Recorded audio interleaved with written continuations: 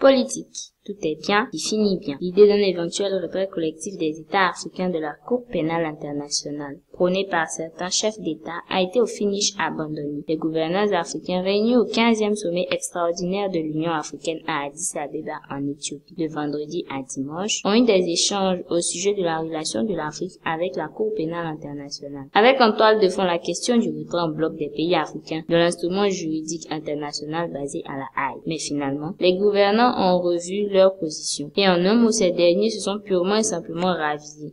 Du coup, l'objectif que ces dirigeants du continent s'étaient fixé de discréditer et d'affaiblir la Haye n'a pas été atteint. Les gouvernants qui militaient en faveur de cette thèse n'ont pu en conséquence imposer leur point de vue à ce 15e sommet extraordinaire de l'organisation panafricaine. Résultat, la question du retrait des pays africains n'a pas été d'actualité. Et en lieu et place de cette décision, c'est une position médiane qui a été adoptée. Celle-ci se résume en quelques points. Primo, les gouvernants ont demandé à l'institution judiciaire internationale de mettre un terme aux poursuites contre les chefs d'État du continent encore en fonction. Segundo, ils ont recommandé aux autorités kenyanes d'adresser un courrier à la CPI pour exiger que les poursuites à l'encontre du président et du vice-président de ce pays soient différées. Tertio, les dirigeants africains ont plaidé pour que la CPI fasse des amendements au niveau du statut de Rome. Des critiques sévères étaient émises de part et d'autre par les dirigeants africains à l'encontre de cet instrument. Certains ont soutenu mordicus que le continent noir fait l'objet d'un traitement spécial de la CPI, quand d'autres estiment que c'est un outil politique dirigé par les dirigeants africains. On le voit, relativement à la décision de retrait de la CPI qu'ils avaient envisagé au départ, les chefs d'État qui nourrissaient cette ambition ont reculé.